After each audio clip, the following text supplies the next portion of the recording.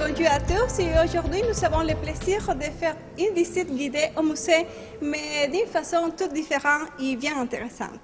Parce qu'aujourd'hui, nous avons des personnes qui ont des souvenirs, qui sont les personnes qui vont nous donner des vraies histoires qui ont vécu à ce moment-là. Comme des invités, nous avons Auréal Goulette aujourd'hui ici. André Odette était aussi invité pour les Jeux. Et aussi, on a Samy Boumerson, l'agent de développement de la ville, qui va nous parler aussi un peu de l'architecture et tout ça. Donc, on va commencer à faire notre visite guidée et on va avoir des surprises pendant ce temps-là. Well, hello everyone. So today here we are going to do a visit of the museum, but it's going to be quite special because we have invited Réal Goulet, André Goulet, and also Paul-André Odette, sorry about that, who will be giving us stories and telling a bit of how life used to be in the museum. So be ready for lots of surprises and let's have fun. Donc, au début des années 70, la Canadian Pacific arrête le transport des passagers. Donc, à ce moment-là, il y avait une menace de démolition de la gare. Nous savons que jusqu'à aujourd'hui, c'est la seule gare qui reste ici dans tout le Témiscamingue, c'est la gare ici à Témiscamingue, mais n'a pas été toujours facile. Donc, à ce moment que le transport des passagers s'arrête, avait une menace de démolition. Donc, tous les amis de la gare se sont mis ensemble et ont réussi à déclarer monument historique la gare de Témiscamingue. Donc, tout va bien jusqu'à ce moment-là, la gare reste encore, mais il n'y avait pas d'activités, il n'y avait rien qui se faisait à la gare. Et dans les années 1994, il y a eu un incendie criminel. Donc, à partir de cet incendie criminel, la ville de Témiscamingue a fait elle-même une demande pour démolir la gare parce qu'elle disait bon, que nous ne sommes pas capables de, après les dommages qu'a subi la gare de Témiscamingue de Russie à Versant. Donc, l'autorisation pour démolir la gare était donnée et c'est vraiment grâce à une offre d'achat de Tembec que nous réussissons à garder la gare d'aujourd'hui. Et c'est pour ça que la journée d'ouverture, on fait une reconnaissance à Franck Dautery, président à ce moment-là. Bon, maintenant en anglais. All right, so just we were talking about the history of the train station. It was never easy to keep it going. In 1970s, when the passengers travel stopped, the museum was considered a historic monument, but there were not many activities going on back then. So the town had they were allowed to destroy the monument, and it was thanks to Franck Dautery, who was back then the president of Tembec, who they made an offer to buy the museum, that we were able to keep it and give money for the renovations to take place. Especially because in 1994, there was a fire that took place here. It was actually arsonism, it was not an accident.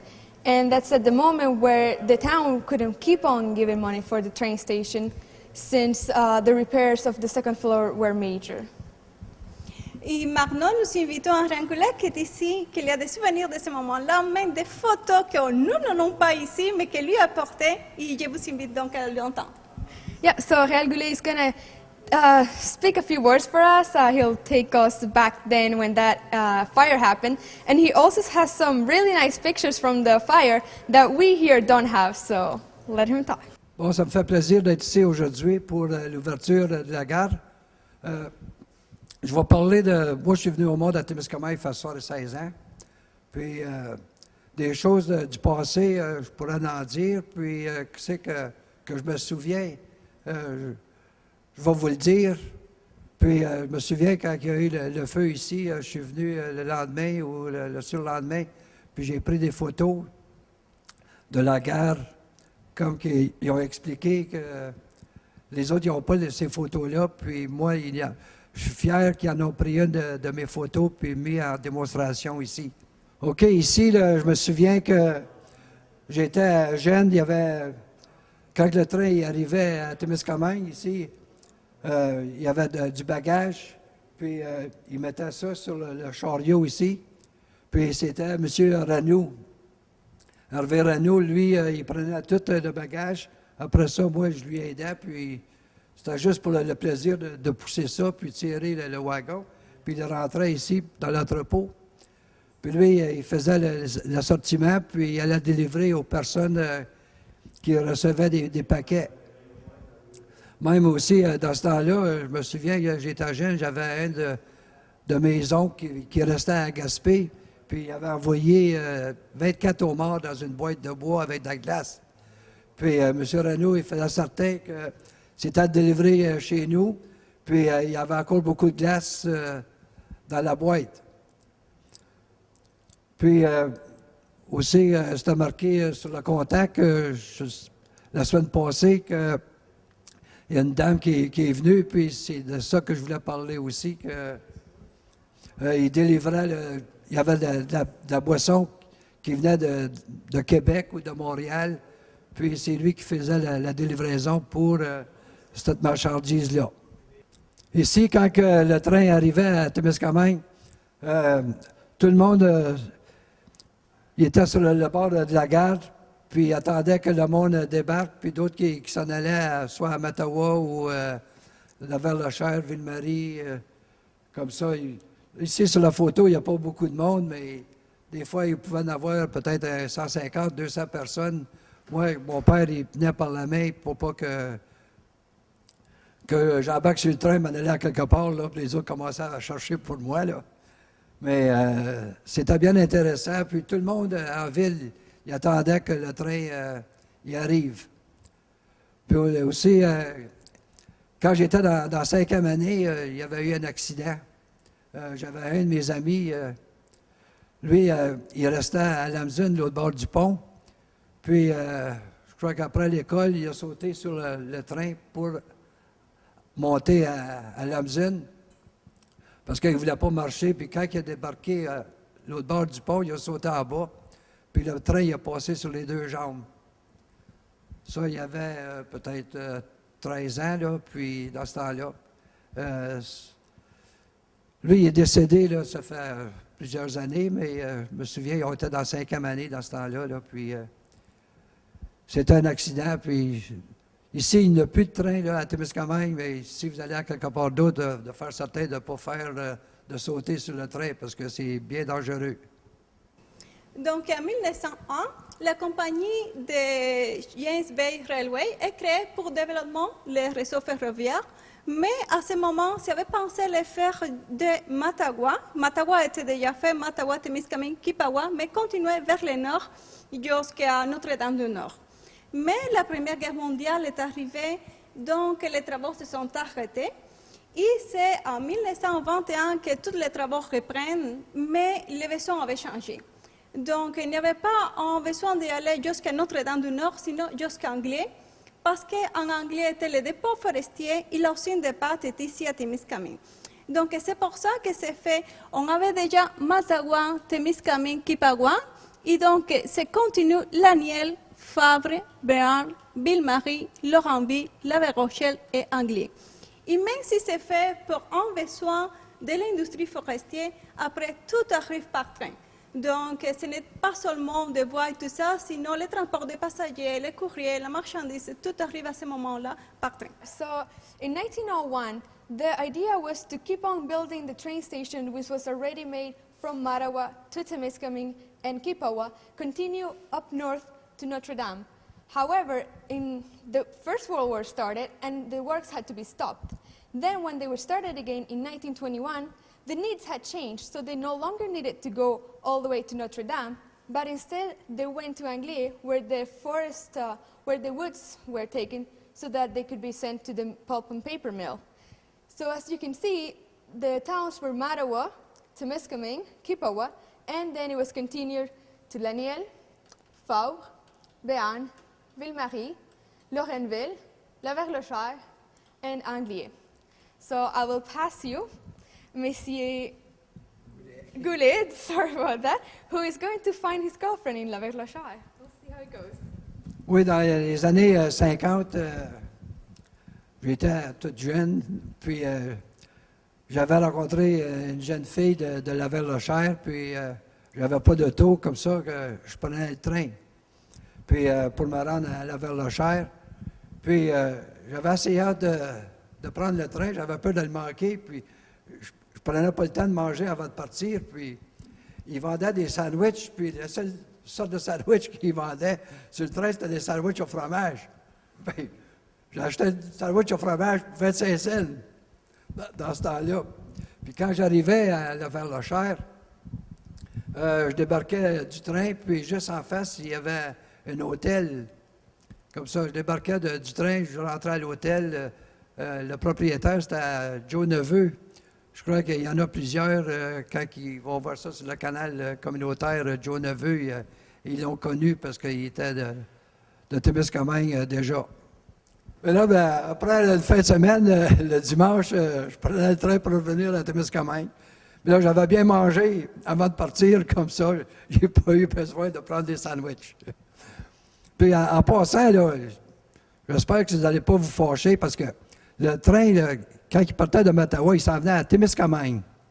C'est pas à Témiscamingue, c'est à Témiscamingue.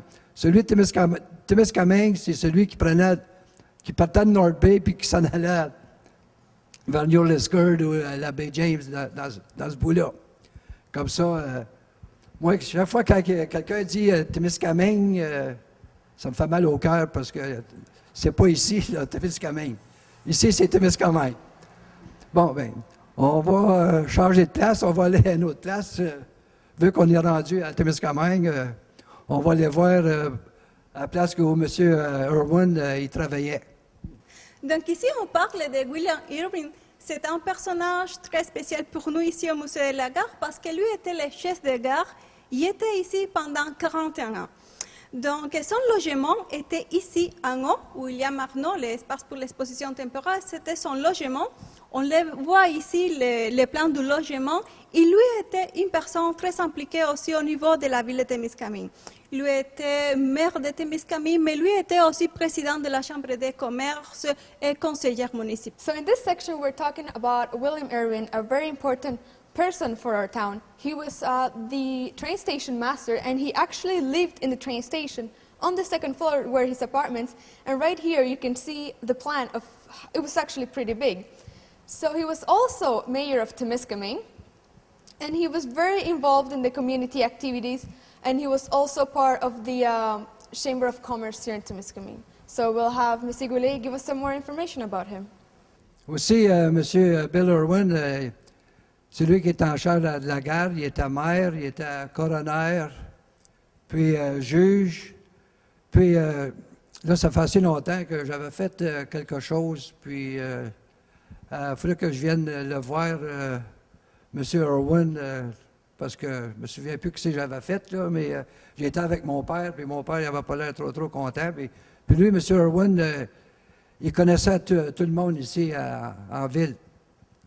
Puis il m'a dit, ben toi, là, mon petit gars, là, je vais te laisser aller parce que je connais bien ton père, puis j'ai été à l'école avec ton père, puis je ne sais pas si vraiment il était à l'école avec mon père. Mon père, il venait de Gaspé, moi, là.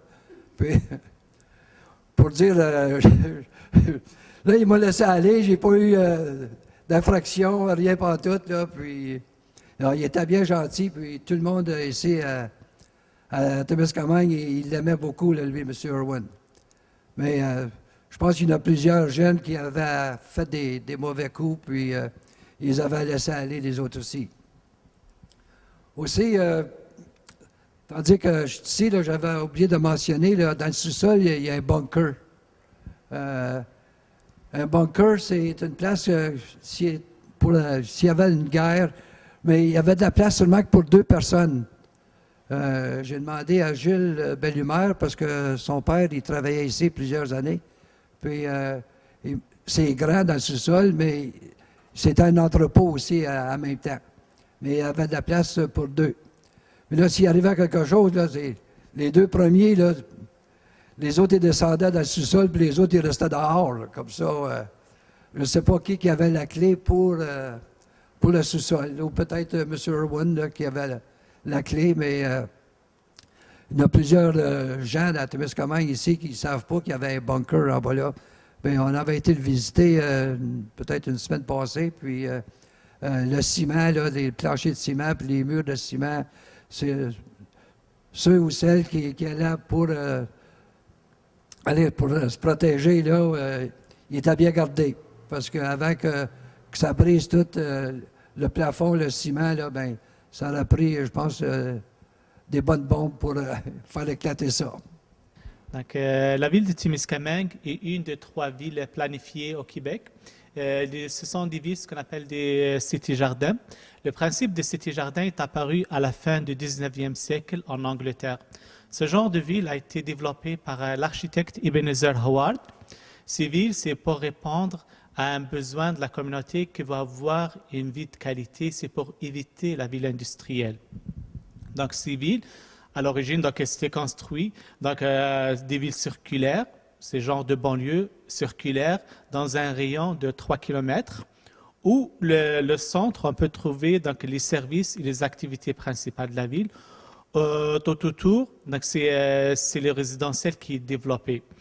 Donc, ce genre de principe a été repris et appliqué à la ville de Témiscamingue, parce que quand on regarde le plan d'origine de la ville, quand on regarde le milieu, ce sont les services qui se sont installés. Quand on regarde le plan d'origine, c'est l'hôpital, l'école ainsi que l'église. Puis ces villes, c'est surtout c'est le côté verdoyant, donc c'est éviter tout ce qui est industrie, la pollution. Quand on regarde la ville de Témiscamingue, c'est le principe de développement durable qu'on parle aujourd'hui. Il était déjà appliqué à la ville de Témiscamingue, surtout quand on regarde, c'est plein de verdure qui est tout autour avec les arbres et tout le reste. Donc c'est comme ça, donc on regarde la ville, ça a été développé dans ce sens-là. Puis ce principe-là, comme dire, la ville de Témiscamingue aussi, donc elle a repris pas juste le système anglais, même le côté architectural. Quand on regarde les maisons avec les formes de toiture, les lucarnes, les matériaux utilisés pour les façades, c'est la brique, le stucco, avec les planches noires verticales. C'est ce qu'on peut voir ici dans les maisons comme les maisons du coin. Puis la ville de Témiscamingue aussi, donc elle a gardé cette ville un style architectural qu'elle a elle seule, qu'on ne peut pas trouver ailleurs. L'exemple des maisons articulées, les 3 maisons, donc on trouve des maisons jumelées dans les coins de rue. C'est un style architectural qui a été développé, qu'on trouve ici seulement à la ville de Témiscamingue. La même chose aussi qu'on peut remarquer à la ville de Témiscamingue, les maisons jumelées, c'est les maisons qu'on a développées dans ce temps-là pour les travailleurs. C'est pour cela, donc, Témiscamingue, c'est une fierté pour nous qu'on a un style architectural exceptionnel et un développement urbain exceptionnel aussi. Puis quand je reviens aussi, donc quand je parlais au début que la ville de Témiscamingue n'a pas la forme circulaire, pourquoi? Parce qu'elle a suivi donc, la topographie, parce que quand on regarde ici, les terrains, donc c'est en pente, donc on a suivi la topographie, puis c'est pour cela, donc elle s'est développée d'une façon linéaire, au lieu qu'elle soit circulaire, comme on le voit habituellement dans les villes cité-jardins. Donc, le Témiscamingue est ici une ville isolée parce que jusqu'à les années 1940, il n'y avait pas de route pour aller Norvège ni pour aller vers Ville-Marie. Mais donc, ça a développé un sentiment d'appartenance et beaucoup d'activités se faisaient ici en ville. Donc maintenant, c'est Réal Goulet qui va nous donner de vrais souvenirs de la vie sociale et la vie communautaire ici à ce moment-là. Bon, moi, comme j'ai dit au début, je suis venu au monde à Témiscamingue. J'ai 76 ans. Puis, nous autres, on restait à Lamzune dans ce temps-là. Puis, vous savez que quand vous passez, c'était la maison à Louis Piquette, c'est là qu'on restait, nous autres. Puis on a resté à cette grosse maison-là pour 3 ans. Après ça, on a déménagé dans les chacs noirs qu'ils appelaient. Les chacs noirs, c'était seulement que du tent test, là, puis c'est tout ce qu'il y avait, là. Puis il y avait une grosse pipeline qui passait en arrière de la maison. Puis on était peut-être 5-6 familles qui restaient là. Puis, quand tu voulais aller à la toilette, ben là, il fallait que tu traverses le chemin, puis il y avait une bécosse sur le bord du ruisseau Gordon. C'est là qu'on faisait nos besoins. Puis, après, j'avais 6 ans, puis on a déménagé sur la rue la 2e avenue, en haut de la Pipeline. Puis, dans ce temps-là, ben, il y avait un rond à l'école de Sainte-Thérèse. Puis là, on allait jouer au hockey, là. Puis, il y avait le tennis aussi, tu sais, qui est la caisse populaire. Puis, c'est là qu'ils jouaient à balle aussi, les clubs des hommes. Puis, il y avait des tirs à l'arc dans le terrain. Puis, à l'âge de 12 ans, ben, j'ai commencé à faire de la boxe. Moi, je faisais toutes sortes de sports. Puis là, ben, en faisant de la boxe, c'était M. Bisson, Polydore Bisson, qui était l'entraîneur des boxeurs à Témiscamingue. Ça, c'est le père de Régent Bisson. Puis, j'ai boxé, j'ai eu 10 batailles, puis j'avais gagné mes 10 premières, puis la 11e, je l'ai mangé une Moses de bonne. Là, mon père, il était dans le coin avec M. Bisson, puis il a pris la serviette, puis il l'a garoché dans le rond pour arrêter la bataille. Il était prêt à me tuer. Là, c'était la fin de mes combats, puis la boxe pour moi. Puis, j'ai fait du ski aussi, sur le saut, le gros saut à Témiscamingue. Moi, j'essayais tout ce qu'il y avait à essayer, puis j'avais une paire de skis, c'était des 6,5. Puis qu'on attachait sur le côté avec un spring de là, puis là, je me promenais avec ça. Bon, c'était pour toutes sortes des courses. Même sur le gros saut, je sautais avec ça. Puis une année, il y avait de la compétition. J'ai dit, tiens, moi, j'embarque la compétition, puis je m'en vais sauter moi aussi. Puis là, il y avait le monsieur en bas, là, puis il commence à crier, là, le prochain qui va sauter, Réal Goulet. Oui, en haut de la tour, là, je fais mon signe de croix, puis ça descendait. Là, je saute, puis je tombe dans la côte. Là, rendu en bas de la côte, j'entends le monsieur, il a sauté sur 106 pieds, puis il a glissé 100. Mais là, tu sais, je trouvais que c'était pas trop drôle, là, moi, là, tu sais. Je ne sais pas s'il voulait rire de moi ou quoi, mais il fait rien. Là, le 2e tour, il appelle encore, le prochain compétiteur, c'est Réal Goulet. Je n'ai pas monté. J'ai dit, que de jambes en poche, pas pour gaspiller la côte pour tous les autres, là, moi, là. Puis, en 53, 54, Sam Jack de North Bay il est venu pour commencer un cours de danse, les 7 carrés. Comme ça, on a commencé à danser, puis on a formé un groupe de 8. On s'appelait le Témiscamingue Twirling Tempos, les 3 T. Puis, on est allé à des compétitions. On est allé à North Bay, on a arrivé 2e là.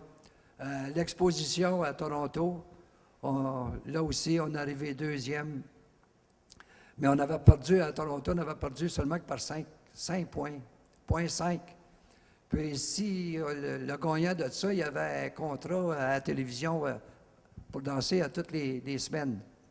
Mais quand il y avait Lucien Lasselle, qui était notre caller, lui, il disait que, OK, des hommes au milieu, puis là, il y a une des filles qui a rentré en même temps que nous autres, puis c'est là qu'on a perdu notre 5 points, là.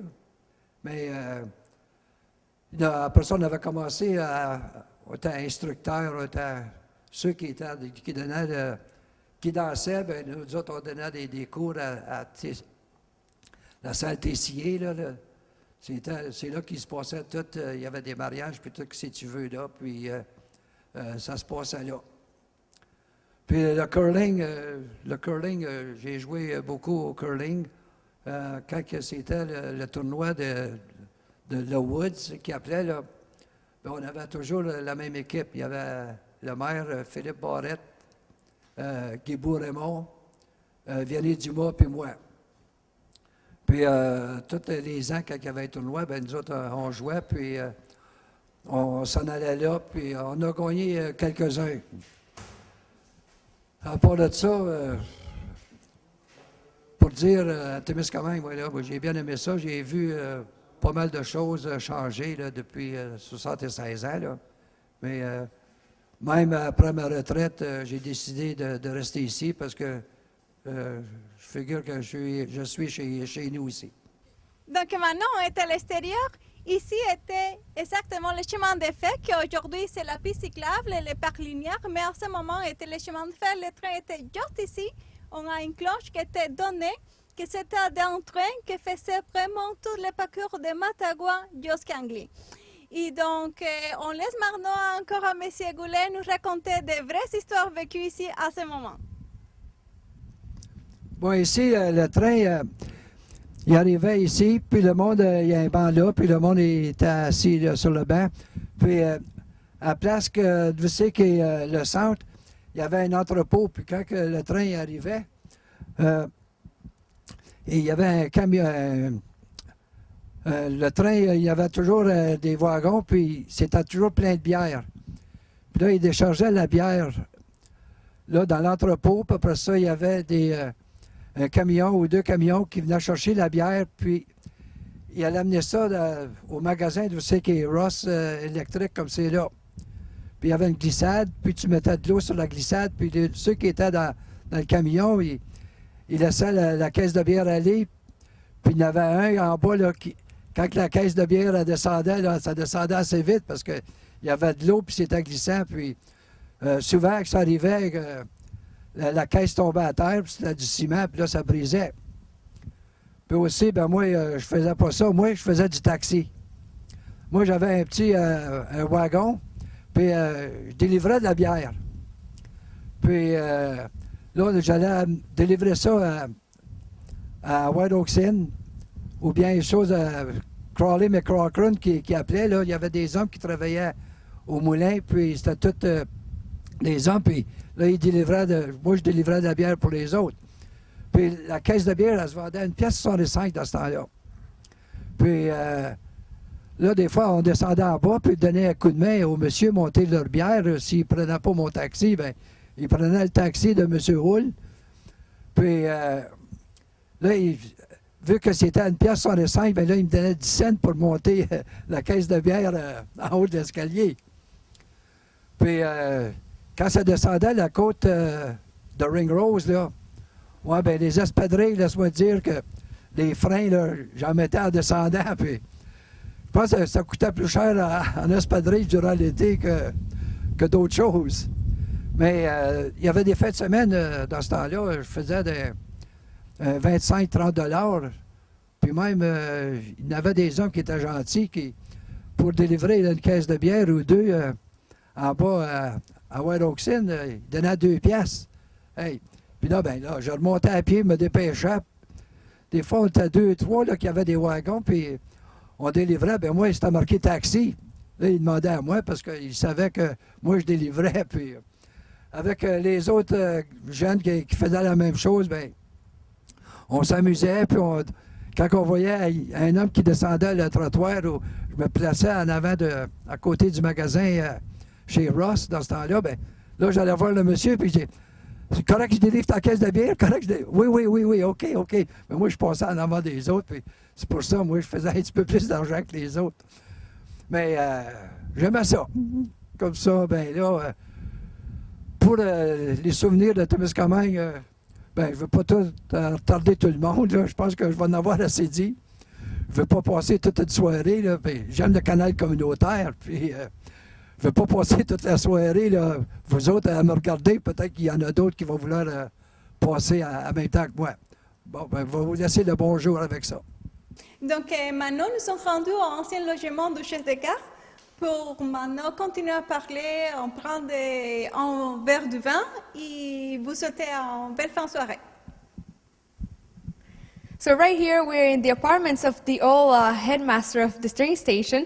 So we're going to take a few drinks maybe and talk a bit more about the history of our train station. And also can check out the nice exhibition going on right now.